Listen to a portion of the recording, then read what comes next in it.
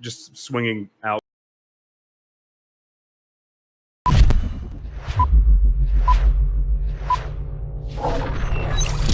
You're watching the Eternal Tournament Series.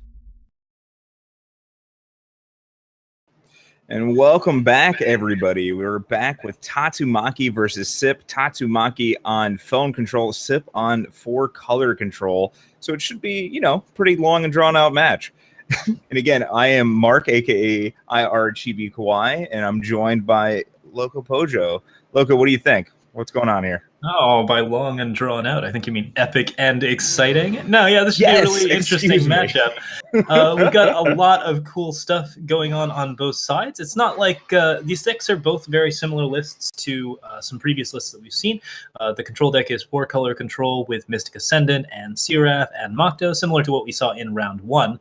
On Tatsumaki's side, we have the classic Felon control list with Black Sky Harbinger's Champion of Cunning and Vara the Fate Touched as the big sort of card push finisher. This is really standard film control, but it's a really fun deck to see played and requires a lot of skill to pull off properly. So it's going to be a pretty interesting battle of the control decks, and we will see which one comes out on top. Yeah, with that, I think we'll go ahead and get our players started here. Yeah, I'm looking. Yeah, I'm not seeing anything. The important thing to note about Sip's deck is they are actually a big difference between Maniacs that we saw earlier is that he's running 4 Chancellors, Seraphs. 4 Chancellor Seraphs as opposed to 2, which means that he'll have a little bit more in the late game to help out, and that should be pretty effective. He's also running 2 Celestial Omens, so he's got a bit of stuff going on. This deck also just has a much better matchup against Felon Control than it does against, say, the Praxis midrange, yes. So this should be a much more even fight.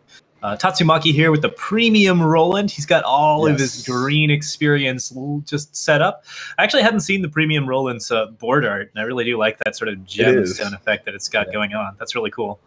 Tatsumaki sort of pushing towards being able to play some of his cards.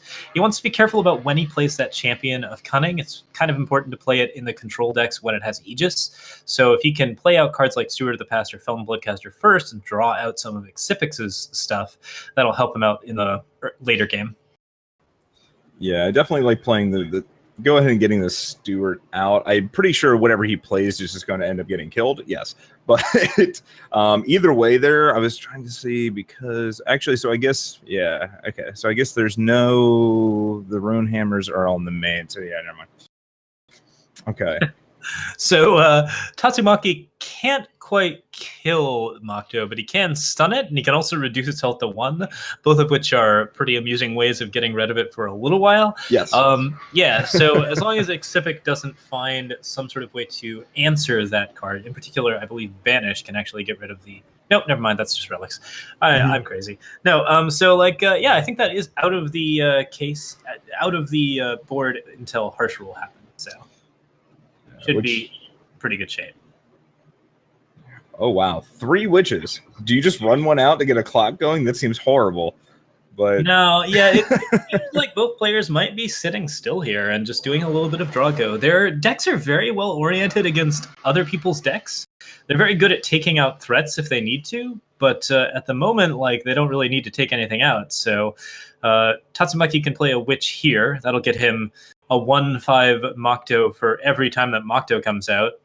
If he wants to Storm here, however, he is going to put those Maktos back on top, and they're going to start coming out again and again. Which seems less than ideal. However, this Seraph is it's kind of scary. It's a little scary. We're 1 power away from actually being able to activate it. Yeah, this game is going to be very dependent on who manages to stick a unit first. The Seraph is kind of sticking at the moment, but Tatsumaki really is capable of ignoring it. If xsipix does in fact play his 8th power and just Seraph here, he can play the Witch and follow it with a Lightning Storm, or he can just sort of sit still and ignore it. Oh my goodness. Yep, no. Oh, it would have been really good if that card could have mentored something, but unfortunately Makto is stunned, so can't be mentored. But yeah, a 10-14. I'm actually a little surprised that Tatsumaki let that happen at all. At this point, he now has to Witch and Storm in order to clear everything, which means that his first Witch was really not helping him a lot. It saved him 6 health in the long run. So what else is going on? We have Steward of the Past available for Tatsumaki. He's looking at some other plays, it looks like, but I don't think he wants to do anything other than kill Seraph here. Like, there's just not any better options for him. Oh, there is this attack. This is actually pretty reasonable. Like, if xsipix does... Wow. So now he can Witch again, which will kill the owl. But he's leaving Seraph up, so Seraph's just going to generate another big threat. I'm not sure if this is a good line for Tatsumaki.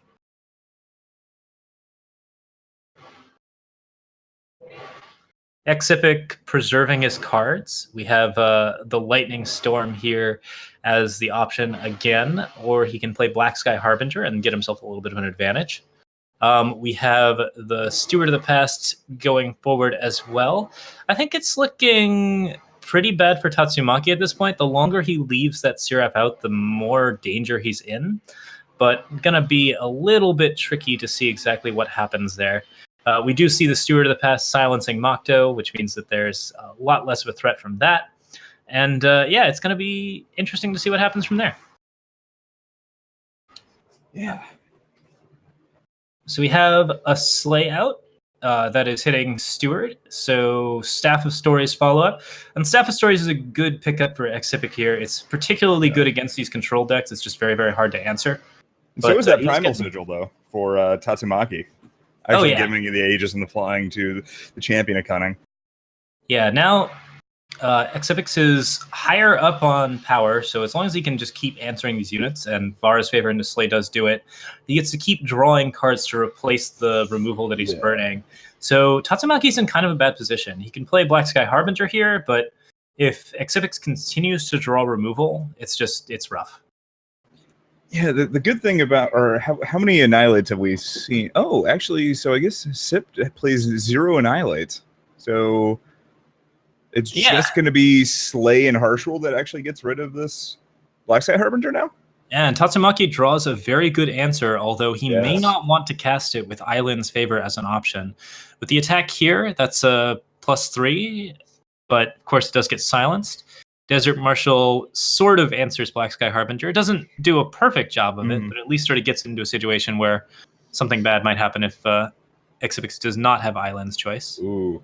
We see the pause, but no Island's Choice. So that's going to knock 6 off, and that's going to put Tatsumaki clearly back in the lead. Yes. He's well ahead on cards. He's a little ahead on health, and with a Celestial Omen from xsipix to put out an Azindil's Gift, Tatsumaki's life is going to get a little bit tougher here. But I think he might have a chance. Unfortunately, Tatsumaki could not Island's the turn that he played Channel the Tempest, so this is pretty rough. Yeah, Vara will get back the Champion of Cunning here, though. Yep, and playing an Islands first means that he's going to be protected from the discard for 1 turn, which means that he'll be able to play his second Vara after xsipix chooses to Harsh Rule. And that's actually really critical. Like, just living for that 1 turn against the Azindil's Gift is really, really important, because xsipix's basic plan here is to play the Azindils, then Harsh Rule the board, and then have advantage on both sides. But now he's threatened on board, and there's still stuff left in Tatsumaki's hand. Tatsumaki can win on these next 3 turns. The Primal Sigil coming out. xsipix has to decide exactly what he's going to do, and it looks like he's pretty close to just taking a bunch of damage. All right, well, there's a Desert Marshal. I have to imagine that's getting on the... Oh. Hitting the champion so that it can probably kill the champion? Yeah. Okay. Island's Choice, sure. On the Vara. That's choice number 1. As well as Sip's hoping, but... Yeah, it might help him a bit. If he has a second Island's Choice, he's going to be in better shape? Sure. I guess, like, the Vara is just going to come right back out. Yeah, the main problem here is that this does at least protect him enough on health that he is vulnerable to the Harsh Rule. So if the last card in xsipix's hand is a Harsh Rule, then Tatsumaki is going to be back on the back foot, and he's not going to have 2 of his Varas, which I believe he only has 3 in total. So he needs to pick up some other threat off his top deck if xsipix does in fact have that Harsh Rule. Otherwise, this game is pretty well over. Tatsumaki's looking in a very commanding position without harsh roll. Ooh. All right. Well, there it is. Now, Sip, 1 card in hand. Tatsumaki, well, now 2 cards in hand. All right. Yeah, Wisdom of the Elders is the best top deck that you can get against this deck. It's a little sad to hit Feln Bloodcaster and not have the 7 power, but that's another one of those Feln answers that tends to be very, very good against Azindel's Gift. And, Azindel's Gift is a very strong card, but it does not stop Feln control completely. You can still pick up Bloodcasters or Wisdom. You can pick up some particularly good answers.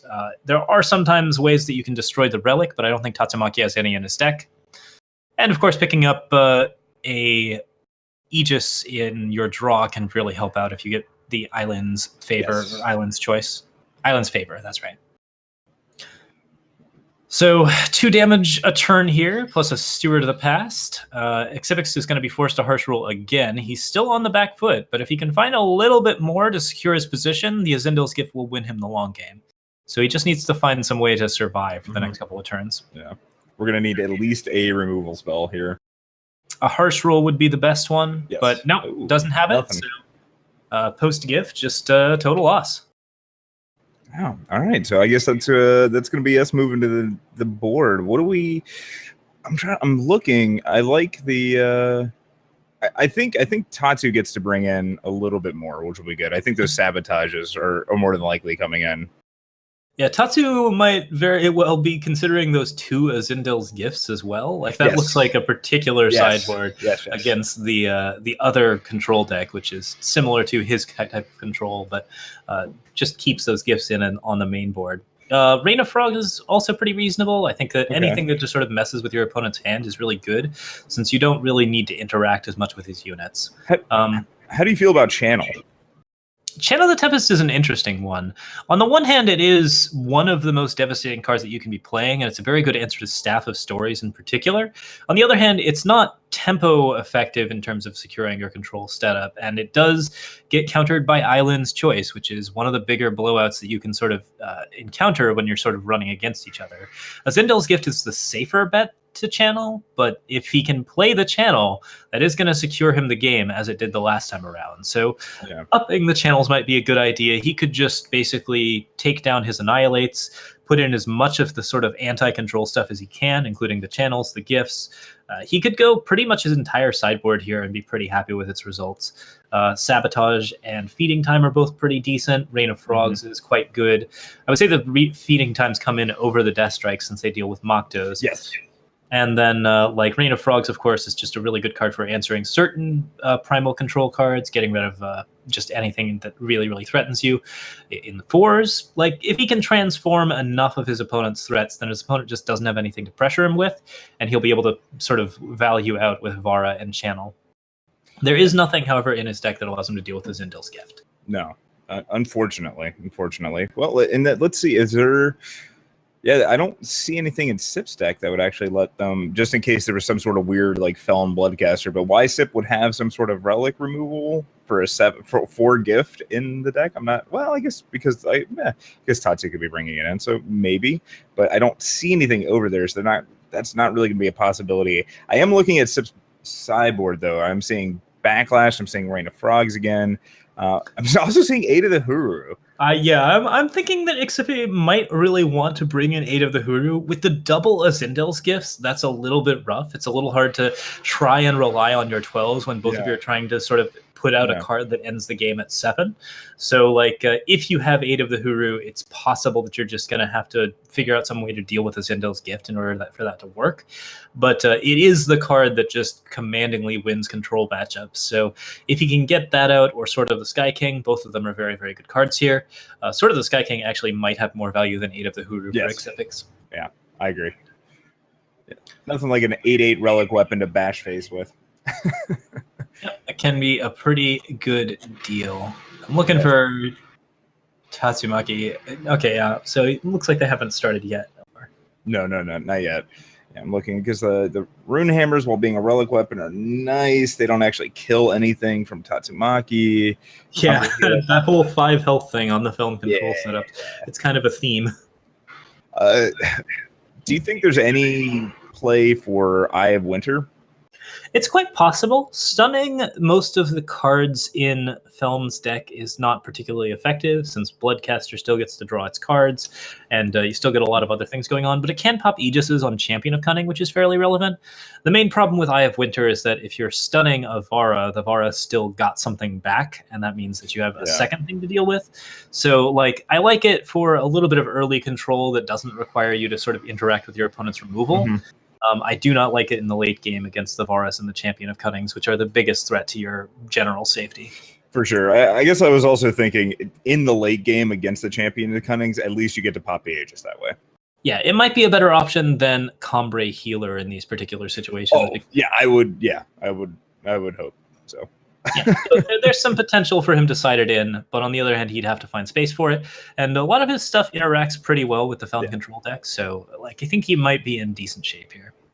The Staff of Stories is going to be his big card, I think. It is even more important than a Zendil's Gift in establishing like a winning position in the control matchups, just because like if you draw enough removal, you can just deal with everything that your opponent tries to do to stop that Staff of Stories. And so we're back in game now. It looks like xsipix playing a Chancellor Seraph right on the third turn. Tatsumaki doesn't have an immediate answer for it, but is going to be able to play that Bloodcaster in order to, provide a little blocking action going on there. Yeah, getting up a defensive unit here allows him to sort of continue to build his own board, and both players are going to be sitting still for a while. Tatsumaki doesn't have to deal with Seraph early. He just needs to make sure that it doesn't hit that 8-drop. Every time that it gets that little bit of extra advantage against him, Tatsu gets into a little bit more trouble. So we do see a Wisdom here. I'm not sure I like this play. I feel like the Varas first might have been the better idea, because you can't play the Varas now. Oh, but never mind. That's the end of turn. So yes, well, like I almost would have rather, since we have the Vara's favor and we know we're going to make we know that we're not playing Champion of Cunning the next turn no matter what, and that guarantees us a power drop. I actually would have liked to see Stuart get into play a little earlier. I would the turn earlier. We have our first Rain of Frogs of the game. What he chooses here is going to be dependent on what he's got in his hand. So xsipix might actually reveal a bit about his own hand here. If he has an Island's Choice, he'll go for the Champion of Cunning. If he doesn't have an Island's Choice, he might go for the Channel of the Tempest, although the Champion of Cunning is certainly the most threatening card for his list, and taking that out is going to really help him in the long run. Yeah, so that's one thing that Tatsumaki's not going to be able to draw to. I mean, we still have the Varas, we still have the Stewards of the Past, and we still have the Black Sky Harbingers. There we go. But the Champion of Cunnings, it's a big blow. It's a big blow. Yeah, there are no specific 2-for-1s left in Tatsumaki's deck as far as like units go. Vara, the Fate Touched, is the closest that he can get, and that is technically a 2-for-1. But just in general, if he plays a unit, it's going to get killed by a single removal spell, and that's going to really help out xsipix, especially since it means that he no longer gets damage dealt to him whenever he has to harsh roll. The Felm Bloodcaster activating here is not good news for xsipix. Wow. However, that getting that Chancellor, great news for Tatsumaki. Yep, it's a pretty big deal. Knight Chancellor Seraph is now just ready to rock and roll. Really interesting card here. It seems to be the thing that he might want to play next, although he could certainly channel the Tempest if he sees that his opponent does not have islands up, which is the case here. Yeah, because this is going to be a big channel. Yeah, he goes directly for face, which seems fairly reasonable, although he's going to take some damage in return as a result.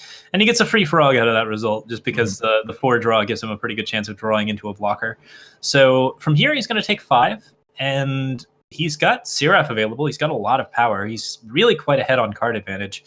At this point, xsipix kind of needs to land the Azindil's Harsh Rule combo to really get into a position where he's better off. But I think Tatsu's got this game quite a bit better sealed up.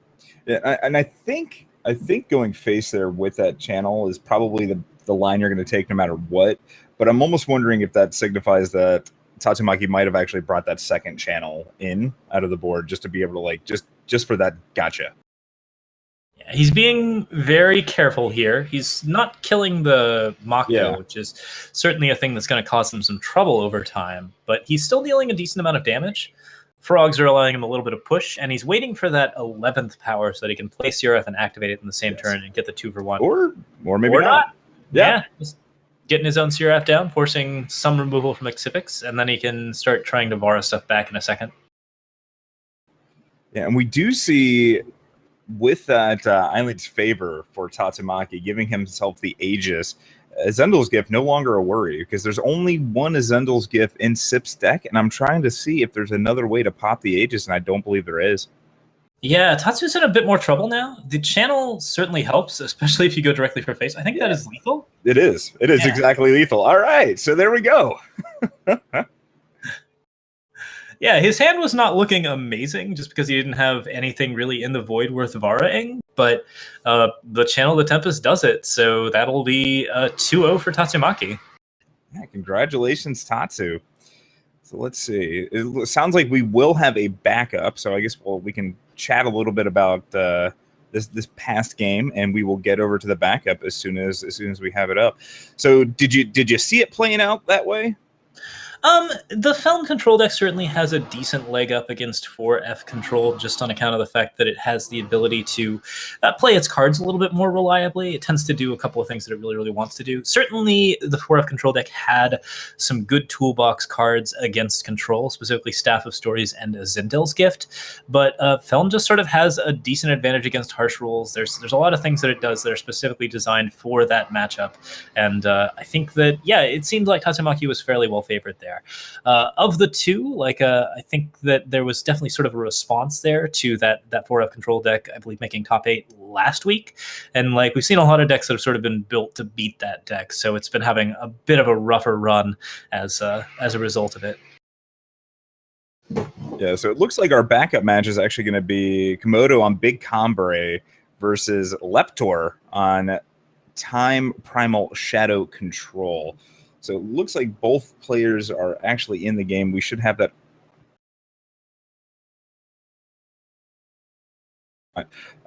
Komodo is ahead on board right now and just drew a Vodocon, so that should be pretty good, especially with that Protect still in hand. Actually, are we just going to go off? We just comboing? Is that about to happen? It's quite possible. I don't have the game up yet, but it looks like it might be a very, very short run. Yeah, so I know we're having a little technical difficulty, so I'll try to play this off. But Komodo is going off right now because there is a Mystic Ascendant and a Martial Ironthorn in play, and it's getting real. It's getting real. If you got the right type of cards for that setup, then it's going to certainly help out. We've got Big Combre. Yeah, so we have the full Voda combo, everything going on. 2 Vodakins capable of being played. Not that you really need a second one. With the Mystic Ascendant and Ironthorn, Komodo's biggest risk here is to draw out, which at 43 cards, I think he's going to be perfectly fine. And it appears that he's actually stopped his roll for just a moment now. So yeah, this is going to be this looks not the best board state for Leptor. I'll be completely honest. Komodo probably wants to start seeking here and try to continue his role. If he can Destiny up enough answers, he can get himself up to 15 and just end the game right away by activating Ironthorn. That's the basic idea behind the Vodacom. You can get the Ironthorn trigger and Vodacon at the same time. Then it doesn't really matter if you're on your last card or you're on every card. But he didn't pick it up. He's not going for the Find the Ways because depleted power doesn't help him here. And just going to swing for 33 and hopefully not get his board swept. Yeah, I mean, Komodo still has the Protect, right? So we have the Martial Ironthorn that's in play that already has that Aegis. So I don't know. Komodo's feeling pretty good. I don't know what Leptor could have that would be able to answer all of this. It would involve something that would be able to sweep the entire board and some way to a backlash for the Protect, which considering just one card in hand, yeah. Doesn't look like there's a lot of good answers here. He's going to give Komodo another turn to go off, and Komodo's certainly going to take advantage of that. At this point, you just activate Martial Ironthorn and swing. Yep. Yeah. There's no way around this. Leptor is quite out of the game. So we will see some potential final draws from Leptor or from Komodo here. Isn't a power, so he doesn't get to go into a giant swing, but he at least ultimates with Iron Thorn, and from there, that is going to be just the entire game. Easy peasy. Yeah, that puts Komodo 2-0. Is that correct? Yes. Yeah, just like that. So we have a all right. Yeah, those Vodacon decks, they certainly sort of help out in the late game. We talked about how that Xenon deck is very, very good at, or these Xenon decks are sort of very good at outvaluing the Praxis midrange. Well, Vodacon just sort of outvalues Xenon. So just pushing a lot of cards out all at once. If you don't have the right removal for it, it's definitely something that you really need to stop that combo, because it will kill you very, very dead. Yes, that's why I jumped in, saw the Vodacon come into play, and I was like, "Oh, that's nice. That's a good draw." And then I realized what else was on the board, and I was like, "All right, well, there's gonna be some cards drawn this turn." But again, congratulations to Komodo, and we will have that follow-up match here shortly.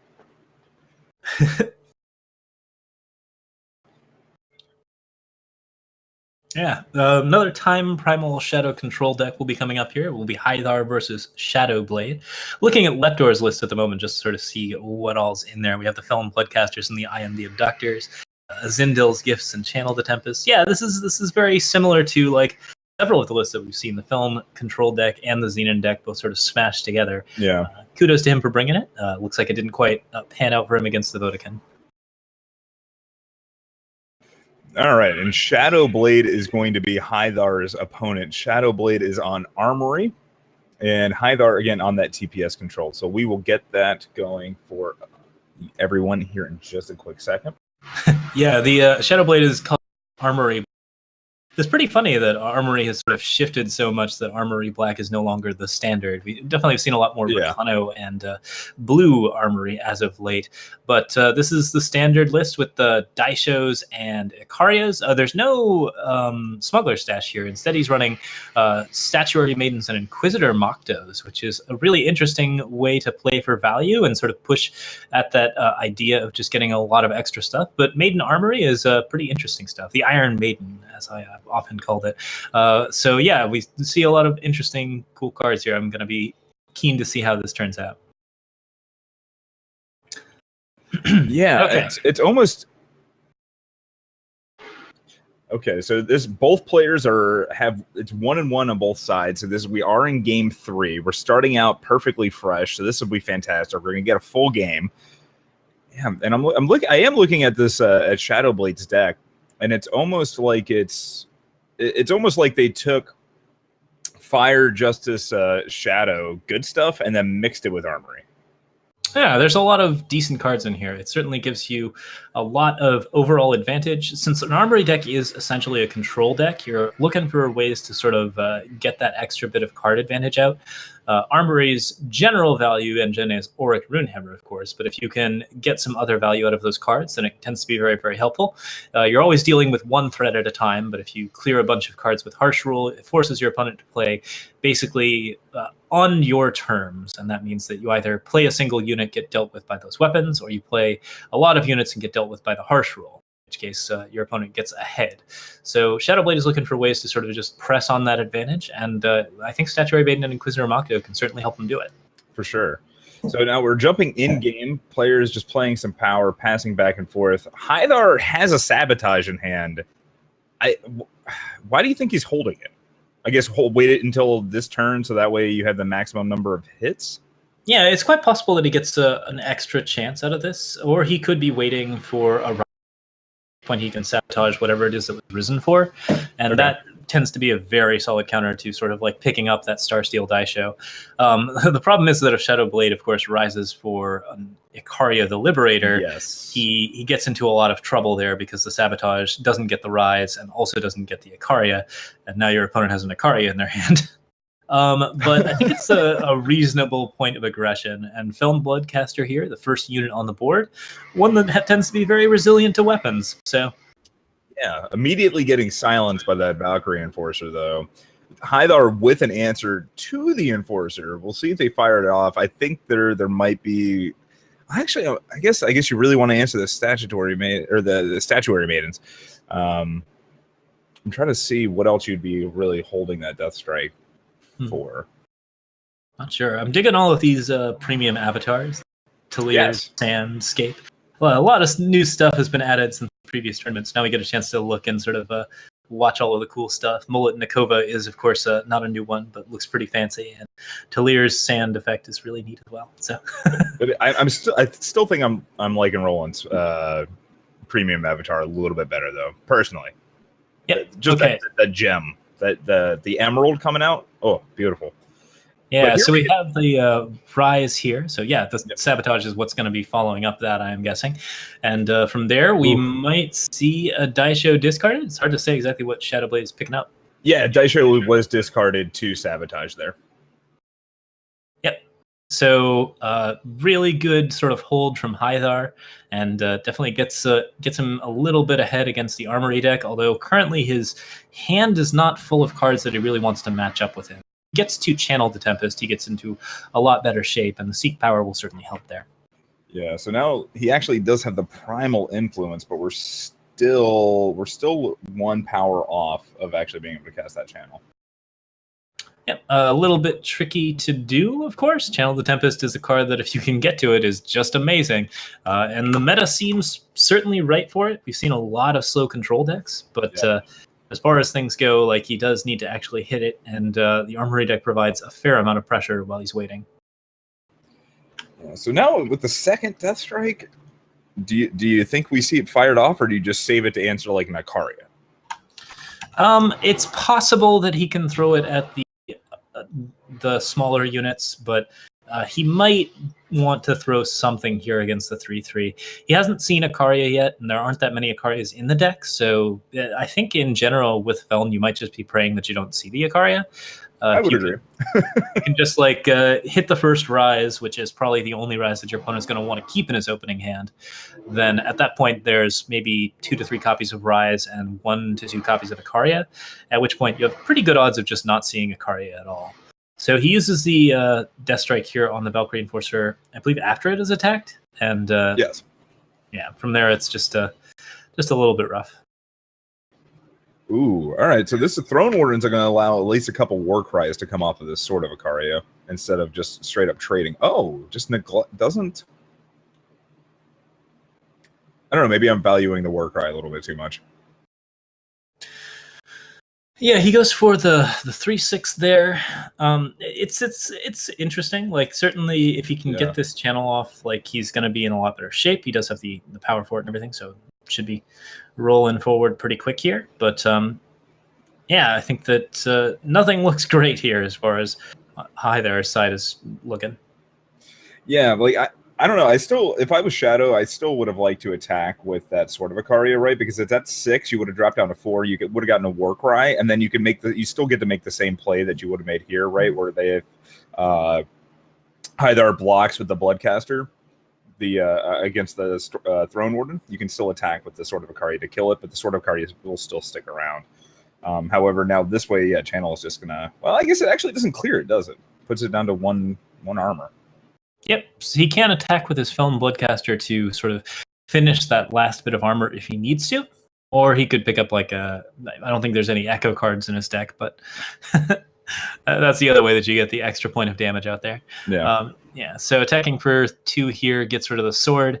Unfortunately, that leaves him vulnerable to the Throne Warden, and while Steward of the Past is a decent answer here as a Scorpion Wasp, HiThar is still maybe a little bit behind at this point. Yeah, it's getting kind of toasty. We're going down to 5 there, which is pretty. That's getting pretty low.